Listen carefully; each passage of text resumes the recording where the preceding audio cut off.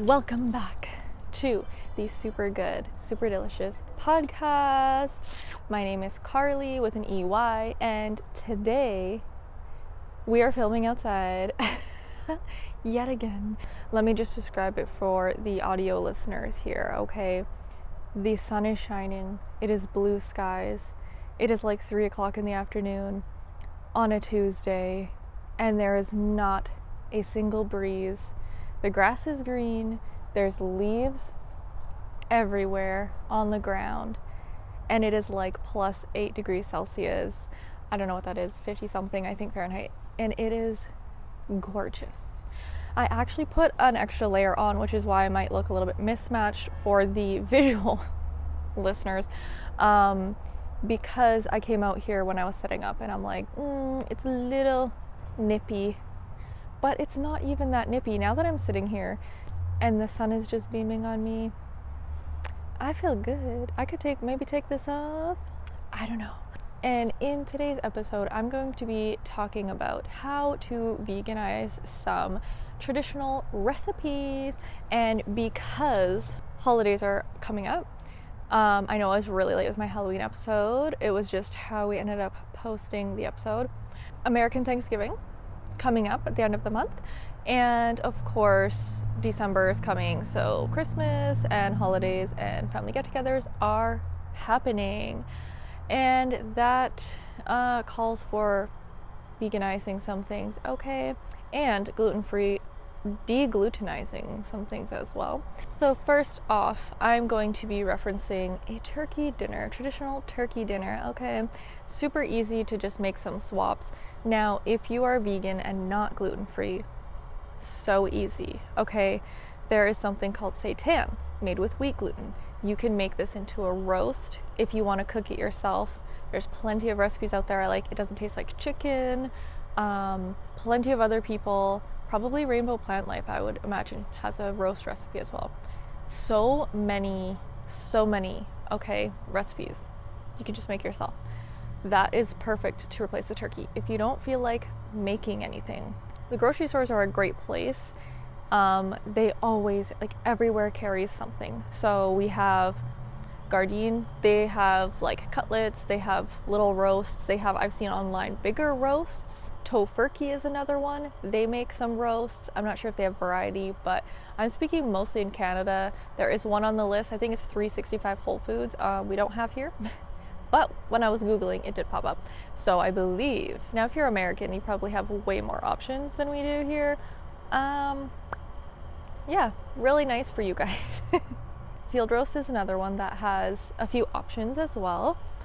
Soul Cuisine, that's another one. I think I've actually tried the Soul Cuisine ones. I've tried the Gardeins, I've tried the Soul Cuisine, and I think I might have tried the Tofurkey prior to knowing I couldn't eat gluten.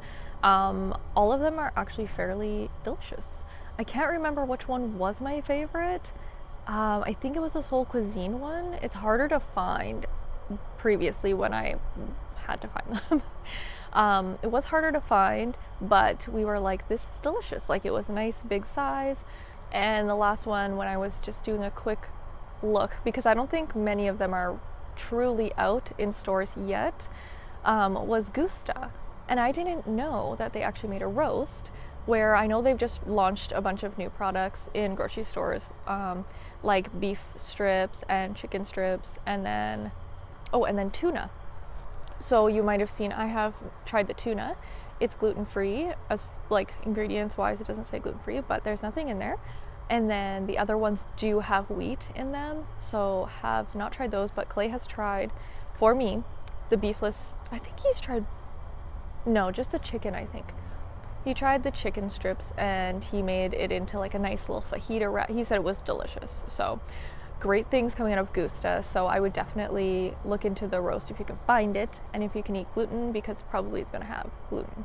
What I've discovered is mock chicken always contains gluten. I think that in the world of veganism, that seitan and wheat gluten are what can be flavored more so like chicken, and the texture is more like chicken. So that's why all of chicken, I have yet to have a good gluten-free chicken, mock chicken nugget.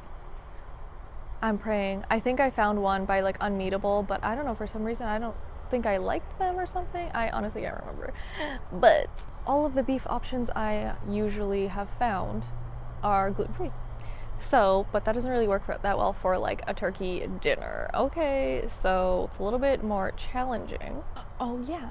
Okay, so there is another option for the gluten eaters. Okay, you can go to local vegan restaurants and they always do holiday menus.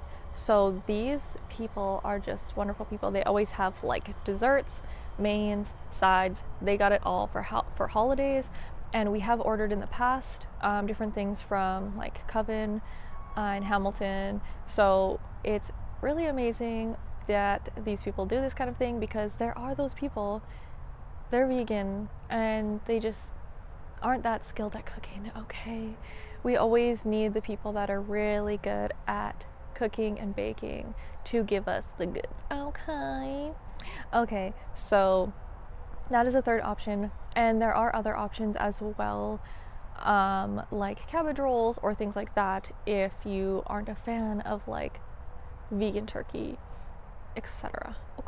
Okay, so something that I personally have done since becoming gluten-free is just try to make other things, other savory dishes that would be like a nice main in a big family feast dinner.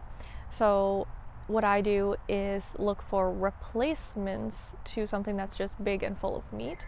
So for example, on Thanksgiving for us, I just made a lentil loaf.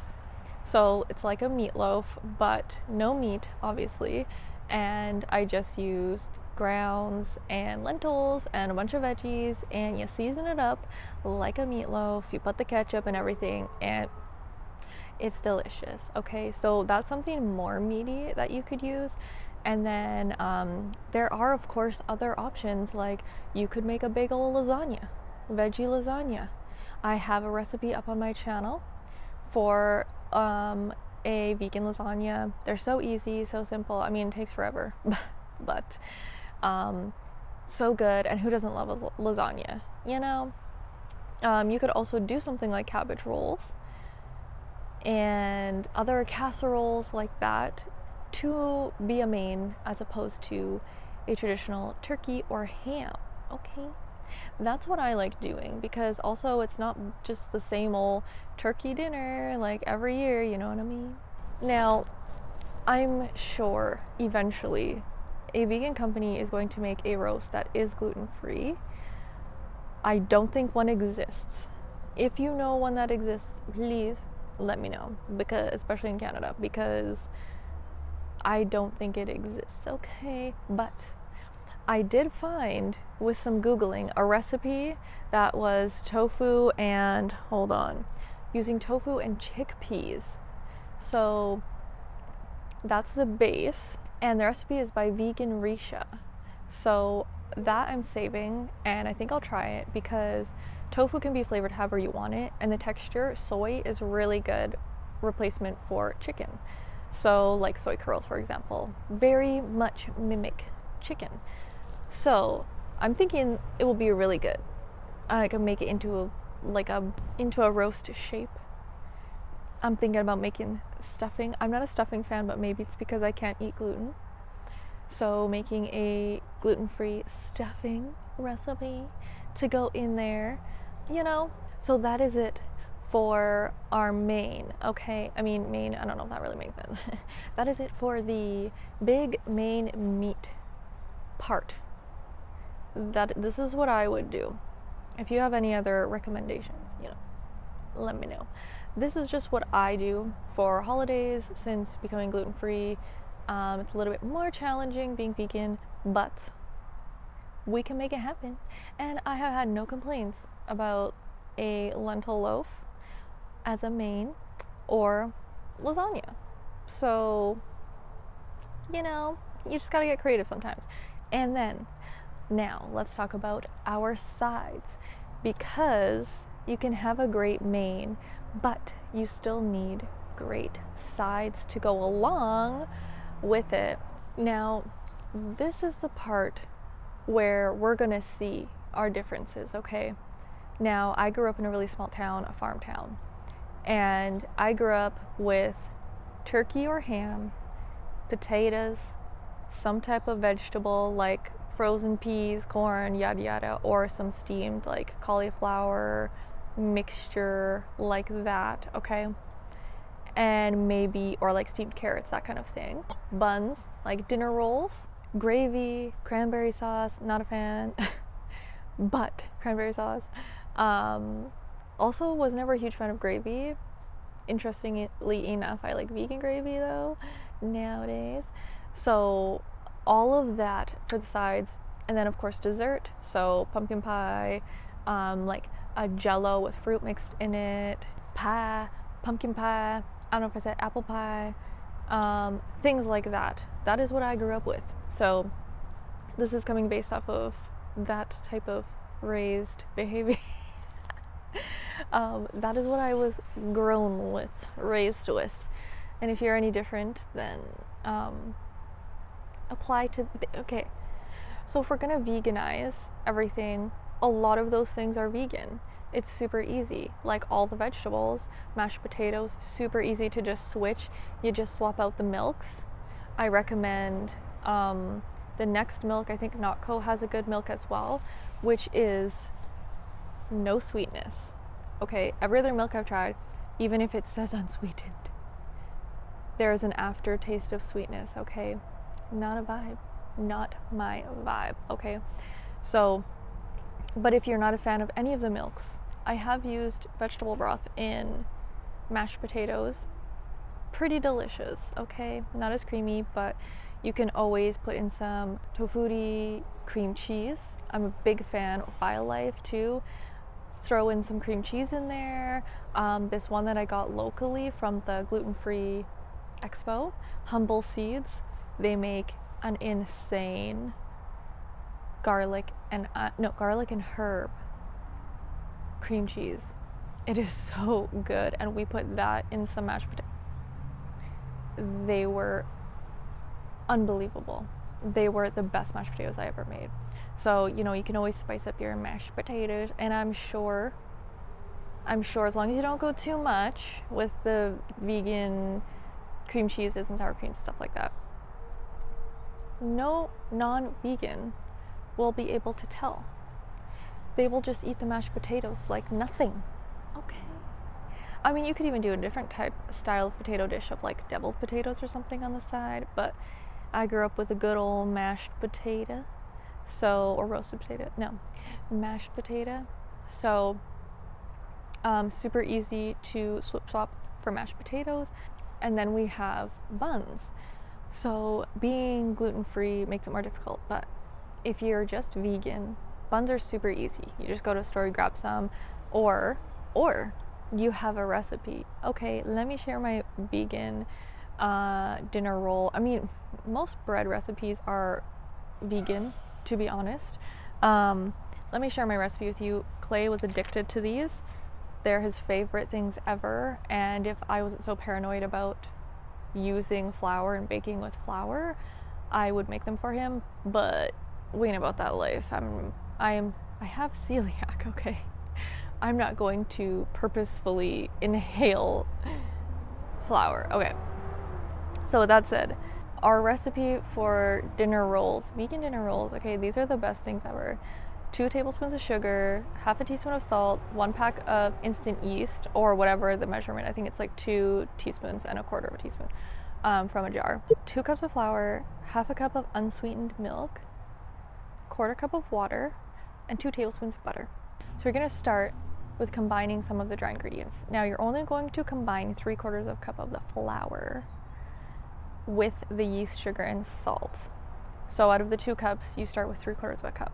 And then in a pot, warm up the water, milk, and butter just until it's warm, because we don't want to kill our yeast, right? So I think it's about 100 degrees if you have a thermometer, but just until it's warm. So if you can put your finger in it and you're not burning your finger, it's good. You do not want it to be too hot that you cannot put your finger in it, because that is asking to kill the yeast. We don't want that. We don't want no killed yeast, okay? You're going to add the wet to the dry, and that is the dry of the 3/4 of a cup of flour with the yeast and sugar and salt. Now, you whisk that up, switch to a beater, hand mixer, that's what I used to use. You're gonna add in a 1/4 cup of flour and beat for 2 minutes, okay? Now, you're just gonna wanna add in the flour little by little until it makes a dough. And then you knead it and you let it rest for 10 minutes. Once it's rested, you take it out of the bowl, divide it into 12 pieces or however many you want. 12 is a good size. Roll them into little balls. You get an 8x8, or I like to use a cake pan because then it's in a nice little uniform circle. You grease it, cover it, let them rise to 30 to 45 minutes. Once that's done, take it off, preheat your oven to 375, brush those tops with some melted butter, cook them 18 to 20 minutes. As simple as that. And they have a beautiful brown, they are soft, they are a little bit sweet, which I think a dinner roll should be. Beautiful, addicting. Like, I would eat them, but this is the weird thing because then the next day I would try to eat a bun again and it would be gross. It would taste so disgusting to me. And it's so funny because I didn't know I couldn't eat gluten, and this was like my body being like, you shouldn't eat this, it's gross. But I didn't know.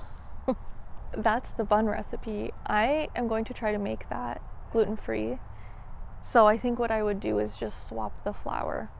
Just use the 1-to-1 gluten-free flour, I think is what I would try, because I have learned that the all-purpose gluten-free flour is chickpea based, is a little bit denser. So when you use the lighter rice flours, it makes for a more fluffier, better. So that's what I'm gonna try eventually and see how it goes, because I miss those buns there. So even I was talking to my mom and she was like, you know, I really miss your aunt's buns. Her homemade buns are so good. And she's like, I wish there was a pill I could take so I could eat her buns one more time. And yeah, so nothing beats a homemade bun, okay? Okay, but if you don't want to go through the effort of that, local vegan bakeries local gluten-free bakeries probably have some nice buns for you, okay?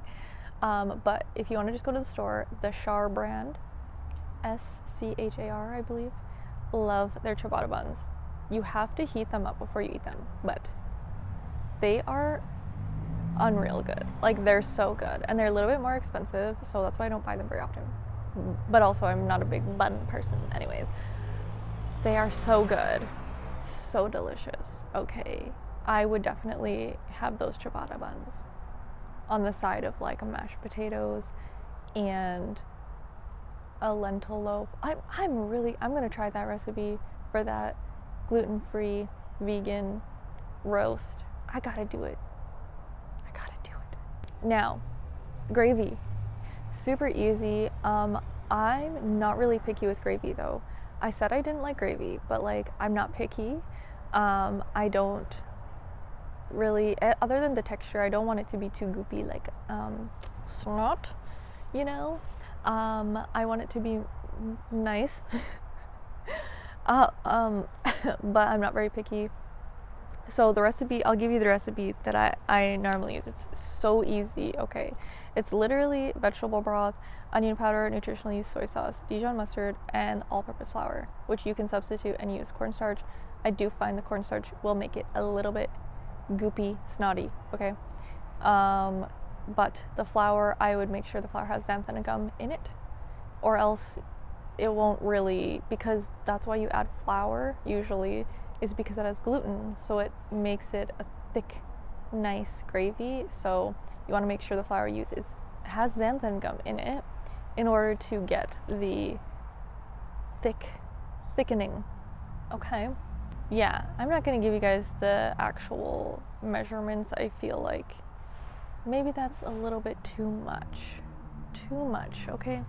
So that's my go-to for gravy. Super easy, super delicious. You literally just put it all in a pot, mix it up, boom, heat it up, you're good. Lastly, let's chit chat about desserts. Now, the holidays call for a wide variety of treats and tricks. No, just kidding. Treats, okay? Everyone's different. Everyone likes different things around the holidays.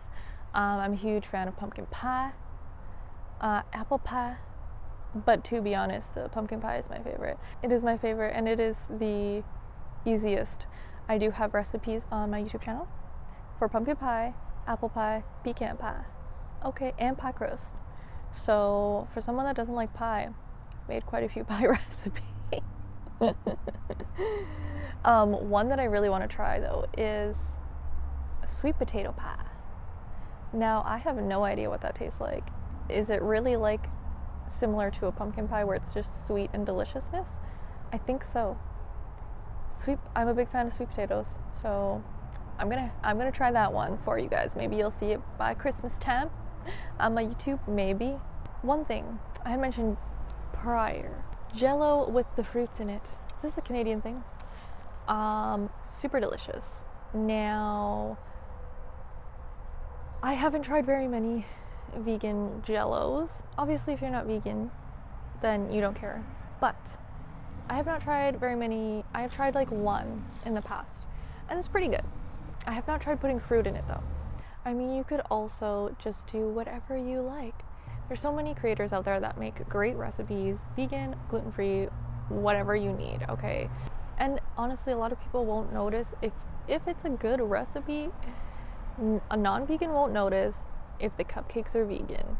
Gluten-free people, you gotta have a good recipe, because I mean, my recipes, I have been told that these do not taste gluten-free. So that's what you want to go for. If you're new to baking, obviously you have to try and you have to do things to make it right. But I would highly recommend learning, because it's hard to find in places like in stores and stuff, unless you have a local bakery, which then I would recommend just go and grab some of those, the favorites. A good one as well actually is Nanaimo bars. Nanaimo bars are very easy. They're already normally gluten-free. So that's something that could be very simple to make as well. Okay, so to wrap this up, I'm going to let you in on what I'm going to be doing for Christmas. I know it's kind of far away, but I'm already thinking about what I'm going to be doing for that recipe, for that meal.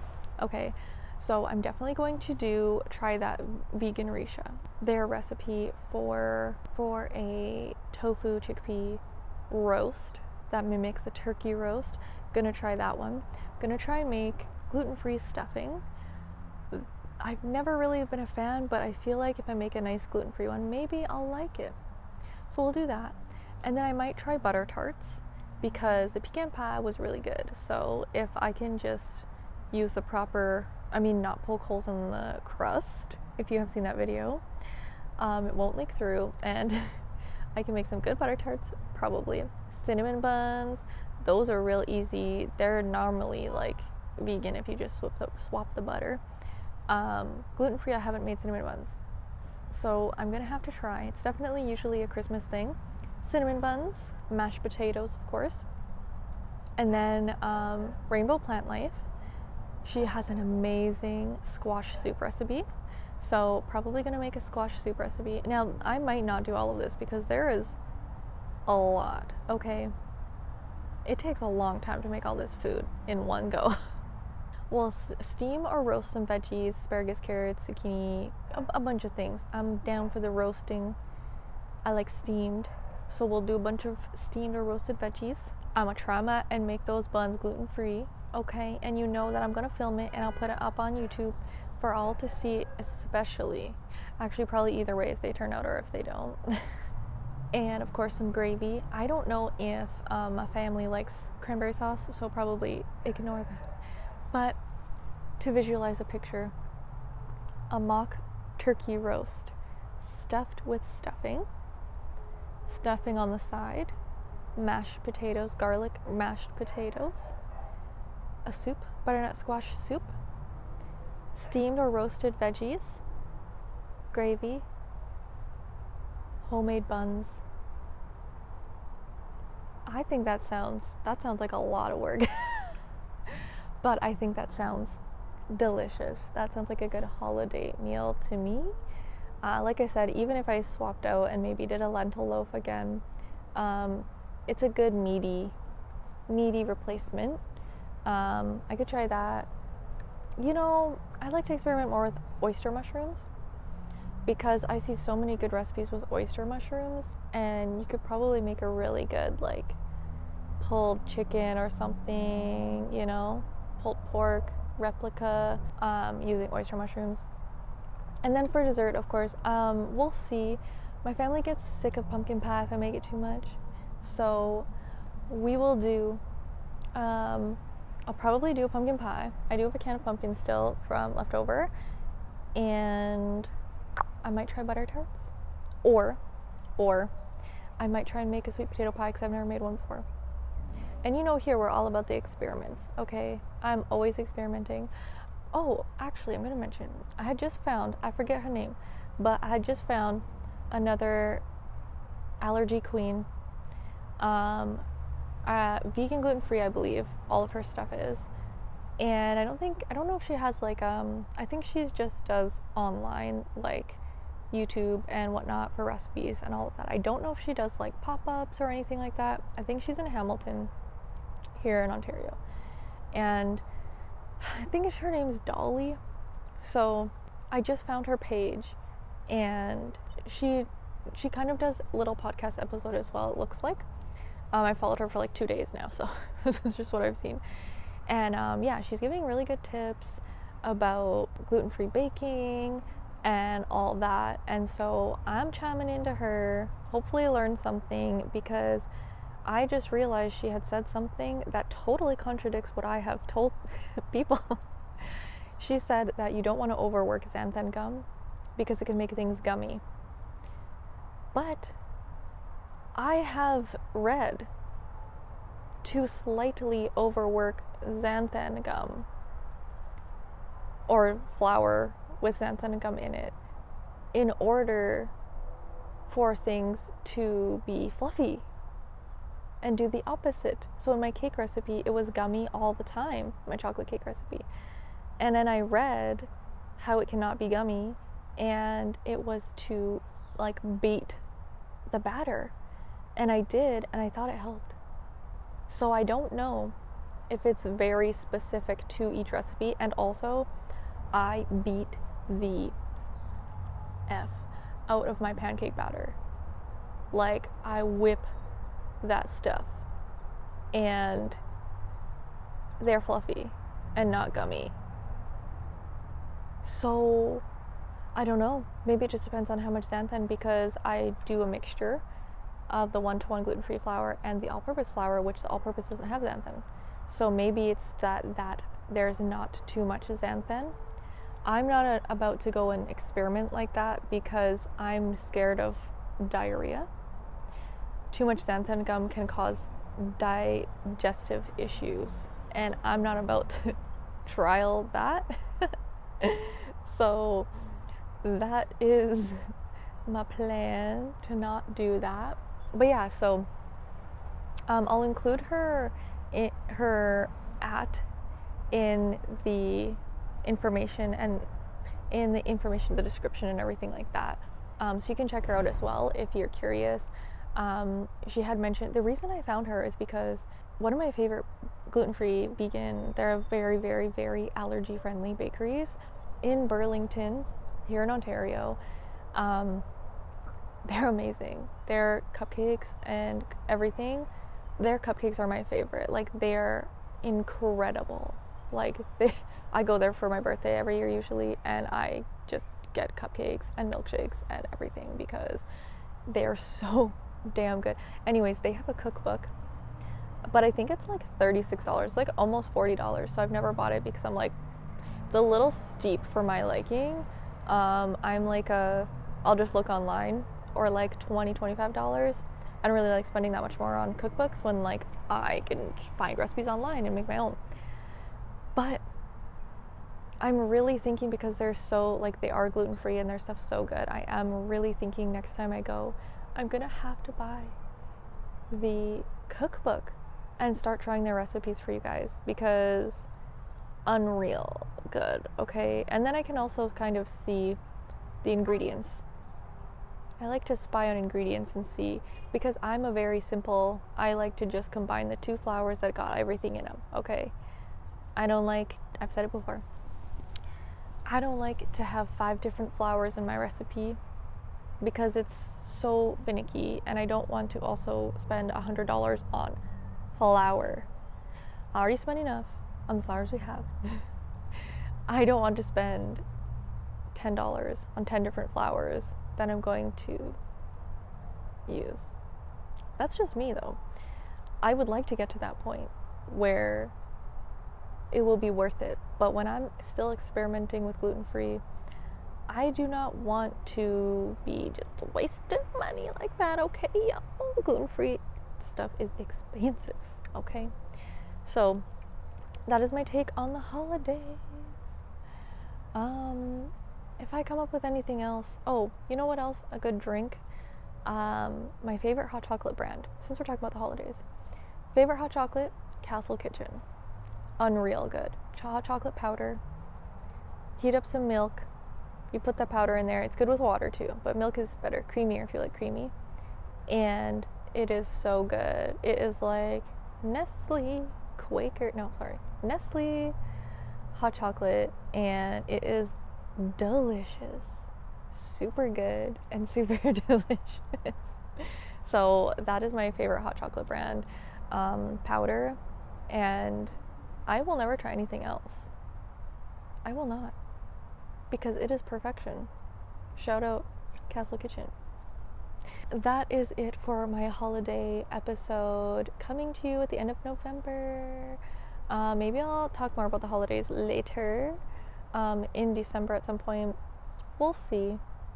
Maybe I'll try some recipes, and then I'll end up having to make another episode of my trials and errors. Thank you so much for listening and watching. I hope you enjoyed my takes and my veganization and deglutenization of these traditional meals, this traditional holiday feasts. And I hope I gave you a little bit of inspiration as well, because I know it can be hard out there, and sometimes it's overwhelming looking for recipes. So yeah, I hope I can help you guys with that. Looking forward to baking and cooking for the holidays coming up in Christmas time, because obviously our Canadian Thanksgiving already passed. So I will be focusing on not holiday things right now. But I hope you enjoyed. I hope you, oh my god, I'm starting to see my breath. It's getting chilly out, y'all. Time to go inside. The sun is setting and I'm getting chilly. So thank you so much for watching and listening to Super Good, Super Delicious podcast. I will see you in the next episode. Bye.